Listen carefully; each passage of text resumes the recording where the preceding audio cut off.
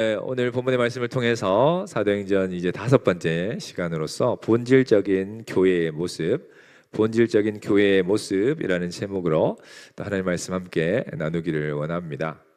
네, 말씀을 들어가면서 결국은 이제 초대 교회가 세워지게 된 것은 우리가 지지난주에 이제 성령께서 오순절날 강림하시는 그 사건을 통해서 성령 강림의 그 역사의 열매로서 이제 초대 교회가 탄생을 하게 되어진다라는 것입니다. 우리가 지난 시간에 이제 사도 베드로가 그 성령 강림의 역사를 이제 설교를 통해서 그 역사의 의미를 이제 설명을 해 주었습니다. 그 의미를 설명을 해 준 설교를 지난 시간에 우리 함께 나누었는데, 그 베드로의 설교가 정말로 영적으로 대단히 중요한 사건이라는 것이죠. 그 베드로의 설교를 통해서 예수 그리스도의 그 죽음과 부활, 또 그분의 생애, 그리고 그분이 정말 진정한 메시아이심을 그 이제 청중들에게 각인시켜주는 아주 영적 각성이 일어나는 귀한 설교의 시간이었습니다. 근데 이 설교를 듣고 그 직후의 사건이 바로 오늘 본문에 기록된 내용이라는 것입니다. 설교를 듣고 난 이후에 어떤 반응들이 일어났고 그 이후에 그 성령의 역사로 말미암아 어떤 결과들, 어떤 열매들이 맺혔는지를 오늘 본문이 그것을 우리에게 알려주고 있는데, 그냥 오늘 본문은 단순히 그런 성령의 역사 이후에 베드로가 그 설교, 그 성령의 역사를 해석해 준 설교를 들은 사람들의 그냥 단순한 어떤 후기를 기록한 것이 아니라 그 성령의 역사가 어떻게 구원의 열매로 이어지게 되었는지, 그리고 그 성령의 역사를 통해서 기독교 최초의 기독교 공동체인 이 교회가 어떻게 생겨나게 되었는지를 구체적으로 설명해 주고 있는 그런 정말 어떻게 보면 귀한 기록이 오늘 본문의 기록이다라는 것입니다. 그래서 우리가 오늘 본문의 내용을 잘 살펴보시면 정말 교회의 모습이 어떠해야 하는가, 그 교회의 본질적인 모습이 어떠해야 하고 교회의 어떤 원형적인 모습, 교회가 처음에 어떤 모습으로 시작했는지를 우리가 살펴봄을 통해서 또 우리가 도전받고 은혜 받는 시간 되시기를 주님의 이름으로 축원합니다. 오늘 본문도 한 세 부분으로 이렇게 구분을 좀 해볼 수 있을 것 같습니다. 37절부터 41절까지는 보시면 결국은 그 베드로의 설교, 그 복음을 들은 사람들이 어떻게 반응했는지를 우리에게 알려주고 있습니다. 결국은 그 설교를 들은 사람들의 반응은 결국 회개와 그 회개한 사람들에게 그 바로 침례를 줌으로 인해서 이러한 반응들, 그들이 설교를 들은 후에 어떠한 반응들이 있었는지를 우리에게 소개해 주고 있고요.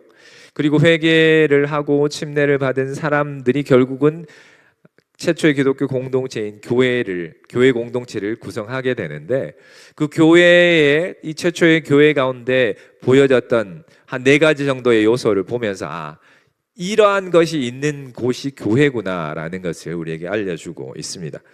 그리고 43절부터 47절까지는 그럼 그 교회 공동체가 생겨났는데 그 교회 공동체의 모습, 그 교회 구성원들의 삶은 어떠했는지를 살펴보고, 그리고 그 교회 공동체를 바라보는 그 외부 사람들이 어떻게 그 교회 공동체를 바라보며 반응했는지를 우리가 좀 살펴보도록 하겠습니다. 네, 질문 1번 한번 보시면요, 성령 충만한 베드로의 설교를 들은 그 무리들이 과연 어떤 반응을 보였습니까? 이런 질문입니다. 우리 37절 말씀해 보시면 뭐라고 말씀을 하시죠? 그들이 이 말을 듣고 마음이 찔려 베드로와 다른 사도들에게 물어 이르되 형제들아 우리가 어찌할꼬 하거늘, 이렇게 단식하고 있습니다. 결국은 이 베드로의 설교를 들은 사람들의 반응은 일단 먼저는 마음이 찔렸다라고 말씀을 하고 있고요. 그리고 그 마음이 찔린 그 유대인들이 베드로와 다른 사도들에게 형제여 내가 어찌해야 할꼬 라고 한탄하고 탄식하는 그런 반응이 있었다라고 성경은 기록하고 있습니다. 여러분, 여기서 무리들이 이 마음이 찔렸다라고 얘기를 하는 것은 결국은 이 베드로 사도가 전한 그 설교가 회개를 촉구하는 설교였기 때문에 그러합니다. 근데 어떠한 말씀을 통해서 회개를 촉구했느냐 하면 바로 당신들이 십자가에 못 박아 죽인 그 예수가 메시아다라는 것. 그러니까 당신들은 메시아를 십자가에 못 박아 죽인 죄인이다라는 것을 그들에게 분명히 알게 하는 그런 회개를 촉구하는 설교였기 때문에 그들이 마음에 찔려 했다, 이렇게 성경은 말씀하는 것입니다. 그러니까 결국은 그들이 예수 그리스도를 십자가에 못 박은 것을 깨닫게 되면서 그 예수님이 메시아이고 그분께서 바로 하나님께서 보내신 주님이시고 그리스도라는 것을 그들이 깨닫게 되면서 정말 자신들의 죄에 대해서 깊은 죄책감과 그리고 통곡이 그들에게 있었다라는 것이죠. 그리고는 그들이 정말 큰 죄를 지었다라는 것을 깨닫게 되자 형제들아 우리가 어찌할꼬라고 부르짖었다라는 것이죠. 근데 형제들아 우리가 어찌할꼬라는 것은 그냥 단순한 어떤 질문의 차원에서 한 이런 말이 아니라 정말 내가 이러한 큰 죄를 지었는데 내가 이 죄에서 어떻게 하면 구원을 받을 수 있겠는가라는 그 구원의 갈망을 그들이 정말 외치는 그런 어떻게 보면 통곡의 질문이었다라는 것입니다. 그래서 2번 질문으로 가시면, 그래서 베드로가 그 통곡하고 외치는 그들에게 성령의 선물을 받기 위해서 우리에게 무엇을 하라라고 요구를 했는가, 이렇게 말씀을 보겠습니다. 38절에 보니까 베드로 사도가 뭐라고 말씀하고 있습니까? 그 통곡하는 그들을 향해서 베드로가 이르되 너희가 회개하여 각각 예수 그리스도의 이름으로 세례를 받고 죄 사함을 받으라. 그리하면 성령의 선물을 받으리라. 이렇게 대답을 하고 있습니다. 그러니까 베드로가 지금 구원을 갈망하는 그 무리들에게 뭐라고 말씀을 하고 있는 것입니까? 너희가 먼저는 회개해서 각각 예수 그리스도의 이름으로 침례를 받으라. 그리하면 하나님께서 약속하신 성령을 선물로 받게 될 것이다, 이렇게 말씀을 하고 있는 것이죠. 결국은 베드로가 지금 두 가지 구체적인 행동을 제시하고 있습니다. 그것이 무엇입니까? 바로 먼저는 회개해야 하는 것이고, 그리고는 예수 그리스도의 이름으로 너희가 침례를 받으라, 이렇게 말씀을 하고 있는 것이죠. 여러분, 회개라는 것은, 여기서 말씀하시는 회개라는 것은 그냥 단순히 우리의 어떤 과거의 잘못들을 되새기는 것의 차원을 넘어서 정말로 자신들이 그리스도를 십자가에 못 박은 죄인이다라는 것을 철저히 깨닫고 이제까지는 하나님을 등지며 살았던, 세상으로 향해 나아갔던 그들의 삶을 다시금 뉴턴해서 정말 그들의 구주 되신 그 하나님 예수 그리스도께로 다시금 그들이 전인격적인 삶의 변화로서 나아가는 것, 그것이 회개라고 말씀을 하고 있는 것입니다. 그리고 난 이후에 베드로가 뭐라고 말씀합니까? 예수 그리스도의 이름으로 너희가 침례를 받으라, 이렇게 말씀을 하시죠. 근데 침례는 여러분, 회개한 자들이 그 회개한 것에 대한 외적인 고백인 것이죠. 외적인 표현인 것이고, 그들의 신앙 고백의 표현이 바로 이 침례라는 것입니다. 특별히 예수 그리스도의 이름으로 받는 침례라는 것은 바로 그들을 죄악에서 구원할 수 있는 분은 오직 그들의 구속주 되시는 예수 그리스도밖에 없다라는 것을 그들이 인정하는 그런 믿음의 행위인 것이고, 그들이 온전히 자신을 예수님께 의탁하는 그런 믿음의 표현이다라는 것을 우리는 기억해야 할 것입니다. 그래서 베드로가 지금 이 두 가지를 그들에게 요구했죠. 바로 진정한 회개와 믿음의 고백을 통해서 그들이 약속하신 성령을 선물로 받게 될 것이다, 이렇게 말씀을 하고 있는 것입니다. 그래서 우리는 우리에게 성령이 임하시기 위해서는 우리 가운데 회개가 있어야 하고, 또한 우리 가운데 또 믿음이 있어야 된다라는 것을 우리가 발견할 수 있는 것입니다. 그리고 세 번째 질문 보시면 39절을 토대로 한 질문인데요. 하나님께서 약속하신 성령의 선물은 누구를 위한 것입니까? 이런 질문입니다. 39절 한번 보실까요? 39절 보시면 이 약속은 너희와 너희 자녀와 모든 먼데 사람 곧 주 우리 하나님이 얼마든지 부르시는 자들에게 하신 것이다, 이렇게 말씀을 하고 있죠. 그러니까 베드로가 이렇게 말씀하신 뜻에는 어떤 의미가 있느냐? 결국은 하나님의 이 구원의 약속, 성령의 선물은 어떤 특정한 민족이나 어떤 세대에게만 국한된 것이 아니라 보편적인 것이다라고 말씀을 하는 것입니다. 그러면 베드로가 약속한 이 성령의 약속, 선물이 누구를 위한 것인가? 베드로가 이렇게 하나하나 말씀을 하시는데요. 먼저는 너희와 너희 자녀 이렇게 말씀을 하시죠.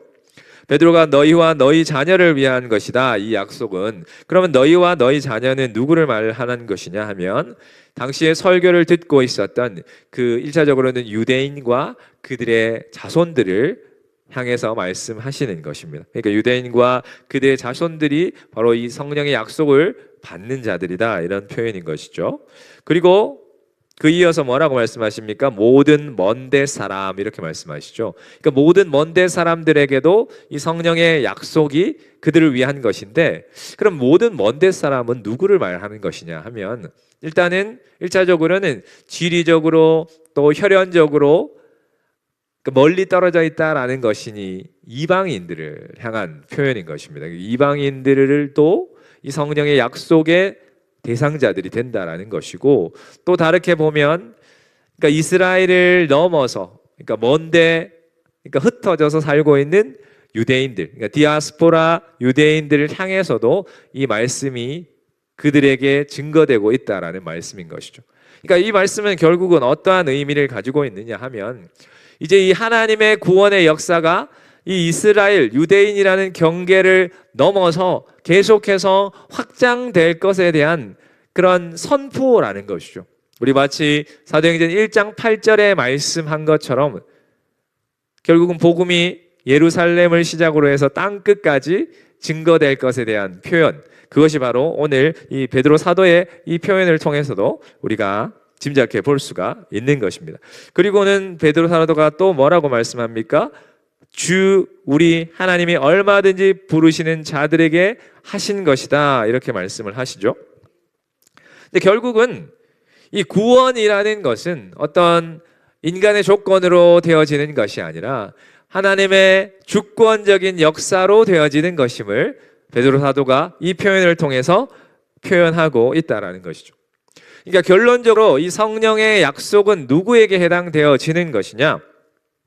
이방인도 아니고 유대인도 아닌, 결국은 차별이 없고 시대를 초월해서 하나님이 부르시던 모든 믿음의 자손들에게 바로 이것이 공평하게 되어지는 그런 약속이다, 이렇게 말씀을 하고 있는 것입니다. 아멘이시죠? 그래서 지금 이 시대에도 성령의 약속은 우리에게도 동일하게 적용이 된다라는 사실입니다. 자, 질문 4번 보시면요, 40절을 우리가 보면서 이 질문의 해답을 좀 찾아보면 좋겠습니다. 베드로가 그러면 무리에게 이제 계속해서 통곡했던 그 무리들에게 이런 성령의 약속을 전해주면서 베드로가 무리들에게 결론적으로 권유한 핵심 메시지가 무엇이냐, 이런 질문입니다. 40절 보시면 또 여러 말로 확증하여 권하여 이르되 너희가 이 패역한 세대에서 구원을 받으라, 이렇게 베드로가 선포하고 있습니다. 이제 여기서 말씀하시는 이 말씀은 결국은 그러니까 임박한 하나님의 심판에 대한 강력한 경고임과 동시에 또 이 심판을 피하기 위해서 너희가 하나님의 구원에 동참해야 될 것에 대한 강력한 촉구라는 것입니다. 여러분, 여기서 말씀하시는 이 패역한 세대라는 것은 하나님을 거역하고 메시아를 십자가에 못 박은 그 당시 세대를 말씀하는 것입니다. 결국은 베드로의 권유는 바로 너희가 이 세대의 죄악으로부터 분리되어서 회개하고 믿음을 통해서 새롭게 시작되어지는 하나님의 나라의 백성으로 너희가 참여할 것을 권고하고 있는 것이죠. 단호하게.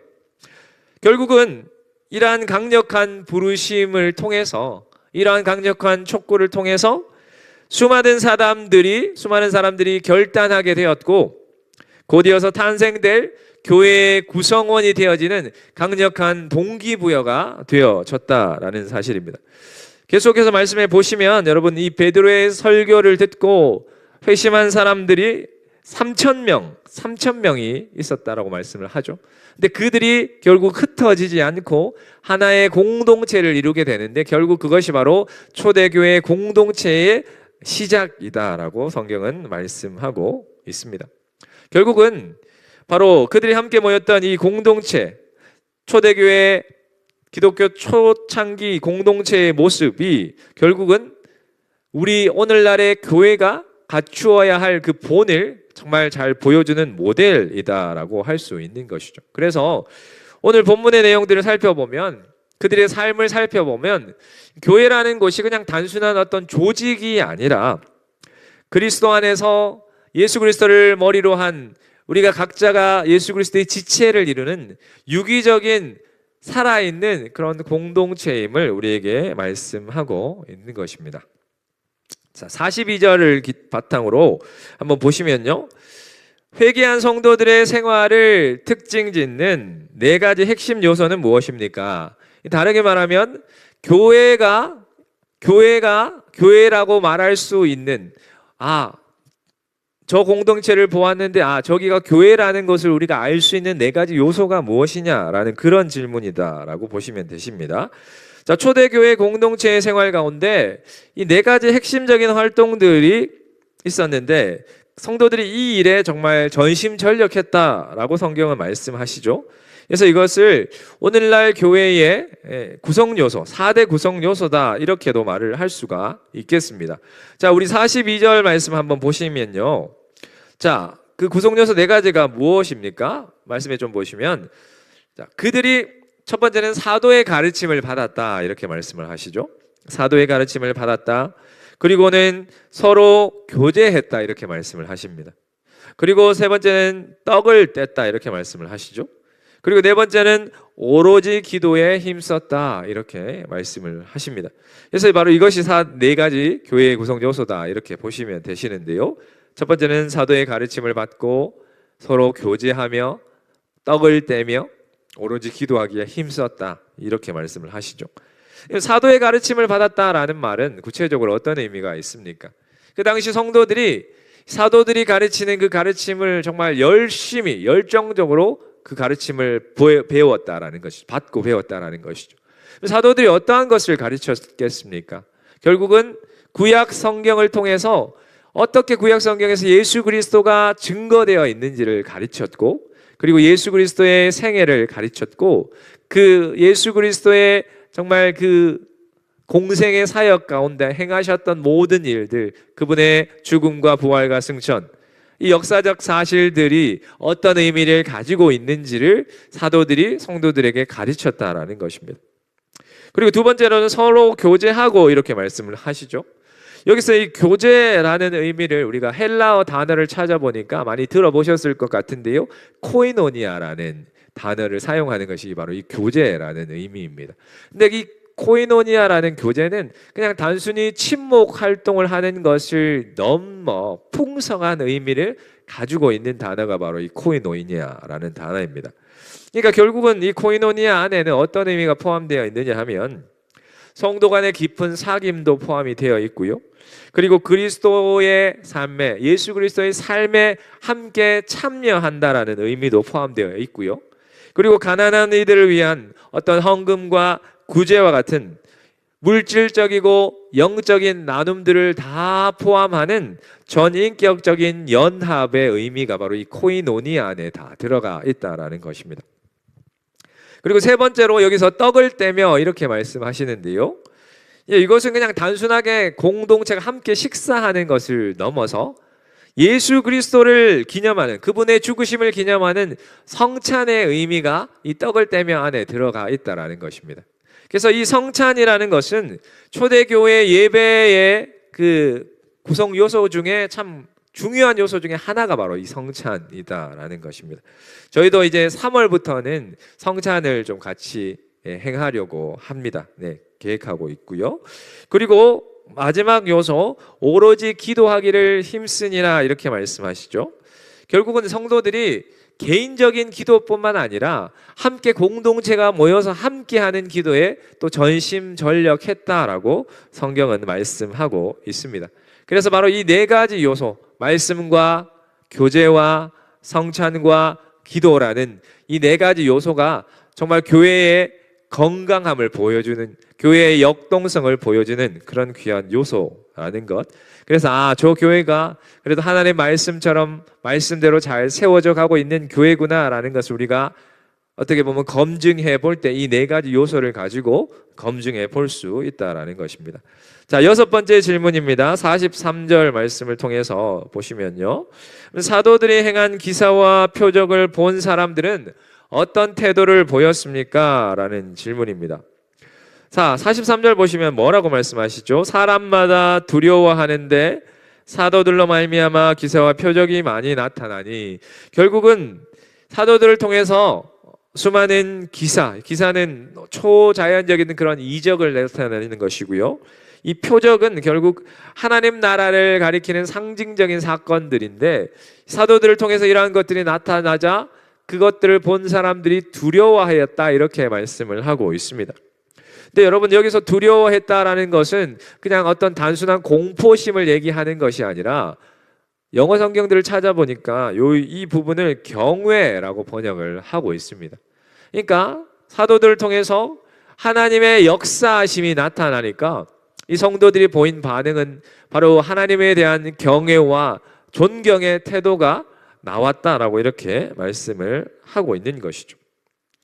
자, 그러면 계속 44절부터 45절까지 말씀해 보시면, 그러면 이제 초대교회가 구성이 되고 그 공동체 생활을 하게 되어지는데, 그 초대교회 공동체의 생활과 그들이 소유물을 어떻게 사용했는지를 묻는 질문입니다.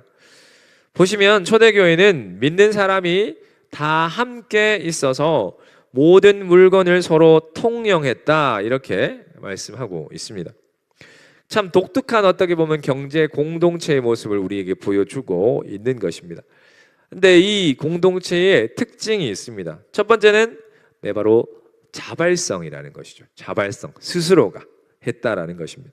그러니까 그들이 재산과 소유를 파는 것, 팔아서 공동체 가운데 함께 공유하게 된 것, 어떤 강압적인 것에 의한 것이 아니라 그리스도의 사랑을 깨달은 그들이 정말 그 가난한 자들의 모습을 볼 때 그들의 부족함이 자신들의 마음에 우러나와서 돕고자 하는 마음에서 그들을 위해서 자신들의 소유를 팔아서 자발적으로 나누었다라는 것이죠.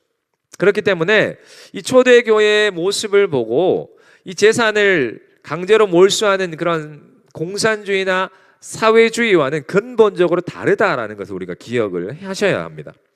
그러면 두 번째로, 그럼 이렇게 소유물을 공유하게 된 목적, 공유하려고 했던 목적이 무엇이냐? 결국은 이 공유의 목적은 사회주의 공산주의처럼 부의 균등한 분배가 목적이 아니었다라는 것이죠. 결국은 공동체 내에 가난한 사람들의 필요를 채우기 위한 사랑의 실천이 이 부를 함께 나눈 그 목적이다라는 것입니다. 그래서 이것을 지금의 우리에게 한번 적용을 해 본다면, 초대교회의 실천은 결국은 사유재산 자체를 부정하는 것이 아닙니다, 여러분. 그러니까 소유라는 것 자체의 주인은 결국 하나님이시기에 우리는 청직이다라는 것을 보여주는 그런 모습, 신앙의 표현이 바로 이 초대교회의 모습이다라는 것이죠. 근데 다만 이런 공동 소유의 형태는 시간이 좀 지남에 따라서 초기 교회 단계에서는 참 순수한 사랑을 통해서 이것이 시작이 되었는데요, 근데 시간이 지남에 따라서 부작용들이 생겨나게 되어 결국은 오래 지속이 되지는 못했다라는 것 우리가 기억할 필요가 있습니다.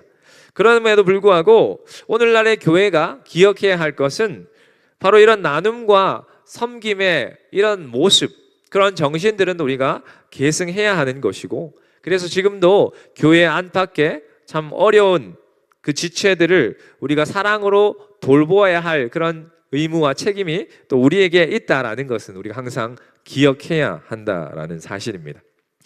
자, 그리고 마지막 질문입니다. 8번째 질문 보시면, 그러면 회심한 성도들의 일상적인 삶과 교회의 성장은 어떤 관계가 있었습니까? 이런 질문이죠.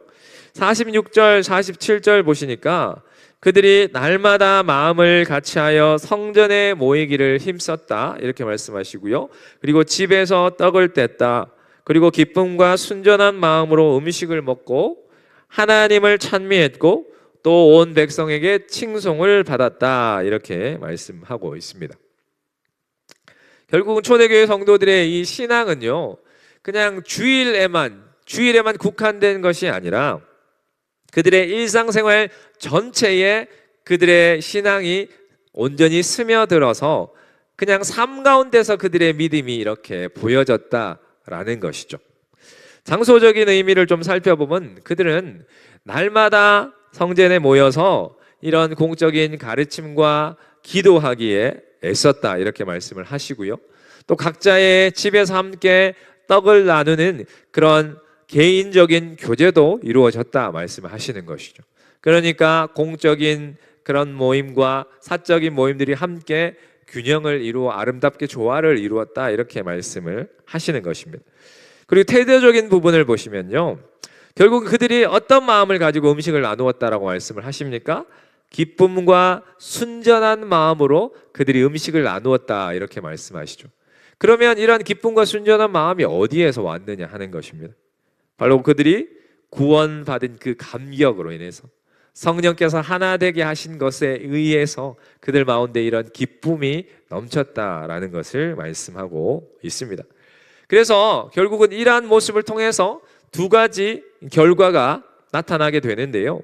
첫 번째는 바로 내적인 결과는 어떻게 됩니까? 바로 하나님을 찬미하는 그런 예배, 경건한 예배의 모습이 자연스럽게 나왔다라는 것이죠.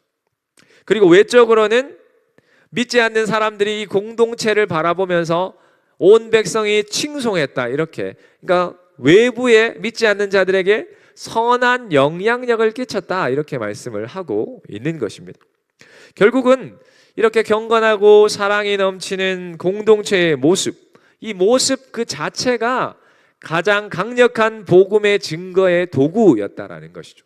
그들의 삶 자체가, 그들의 입술을 통해서 예수 그리스도를 증거하지 않더라도 그들의 삶을 통해서 믿지 않는 자들이 선한 영향력을 받고 교회가, 그래서 그 이후의 결과를 보시면 주께서 구원받는 사람들을 날마다 더하시는 부흥의 역사가 있었다 이렇게 성경은 말씀하고 있는 것입니다. 그러므로 교회의 이런 내적인 건강함과 이런 영성이 결국은 외적인 부흥에 선한 영향력을 끼쳤다라는 것을 우리가 살펴볼 수가 있다라는 것입니다. 그래서 오늘 말씀을 좀 정리하면, 오늘 이 초대 교회가 결국은 오늘날 우리에게 주는 교훈이 참 큰 교훈이 있다라는 것이죠. 초대교회의 모습은 시대를 초월해서 정말 교회가 어떠해야 하는지를 보여주는 참 본질적인 이상적인 모델이 바로 초대교회의 모습이다라는 것입니다. 자, 초대교회는 먼저는 죄에 대한 깊은 찔림과 진정한 회개를 통해서 그 공동체가 시작을 하게 되었고요. 그리고 사도들의 가르침을 그들이 열심히 배웠다라는 것입니다. 굳건한 사도들이 가르친 그 하나님의 말씀 위에 이 공동체가 서 있었다라는 것을 말씀하고 있고요.